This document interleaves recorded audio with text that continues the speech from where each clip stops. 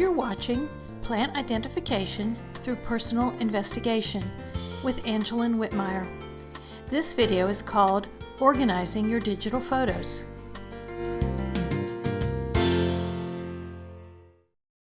In this video, I'm going to talk about one way to organize your digital photos on your computer. This is what works for me, and perhaps this will be useful for you too. As I began gathering digital photos of plants, I quickly realized I needed a system so that I could easily locate a photo of a particular plant within my entire photo collection. By default, the digital camera labels each photo with a volume number and an image number, and that sure doesn't tell me what the photo is about. So, I'd like to share with you the method I've developed for organizing my photos. I'm hoping you might find it useful for how you organize your photos. The first thing I did was create a folder on the computer called Plants. And within that folder, I made folders for very broad categories. Here are the categories I'm currently using: aquatic plants, berry plants, carnivorous plants, ferns, flowering shrubs, flowers cultivated, fruits, grasses, herbs, mosses, trees, vegetables, vines, and wildflowers. I do have other folders for things like bugs and spiders and pollinators and stones and landscapes. They're in a different place on the computer. You may also want a folder for unknown plants until you can identify them. Inside each of the folders for each of these broad categories, I created many more folders with the common names of each plant that I found. For example, inside the wildflowers folder, there are folders for bloodroot, branch lettuce, and butterfly weed. Inside the ferns folder, I have bracken fern, Christmas fern, and maidenhair spleenwort. When I determine the plant's scientific name, I put that in parentheses after the common name on the folder.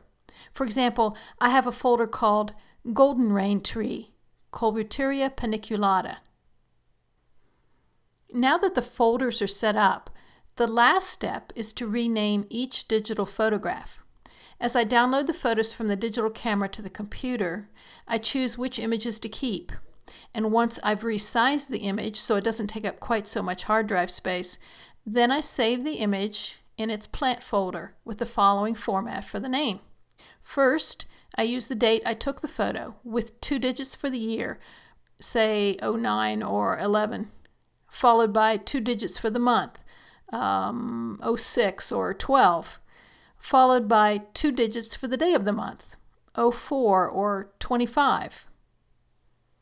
Next, I leave a space and put the common name of the plant. Then, after leaving another space, I put a number, say number 1 or number 4, for the first or the fourth image taken that day of that same plant. So the final image name will look something like this: 090604 Dandelion number 1, or 111225 Sourwood number 4. By the way, the reason I use this particular date format and naming sequence is based on how the computer sorts file names. This way, all the images are in chronological order by the date I took the photo. That's it for plants whose name I know. If I have not yet identified a plant, I'll put it in the Unknown Plants folder. Within that folder, I have subfolders named with the year, month, day that I took the photo. Then I place each photo with its default camera image number, to which I add the date that I took the photo, into that dated subfolder.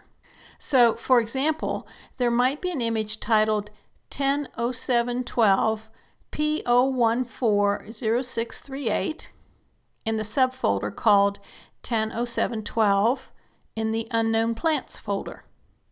Of course, this organization method is not perfect because sometimes I wonder, where did I put a plant, such as plantain? Did I put it in herbs or in wildflowers? And whenever that happens and I cannot remember where I decided to place it, I use the computer's find or search function to locate the folder for that plant. So that's my organization method for the digital photos I take of plants. I hope this points you in a good direction for organizing your photographic plant library.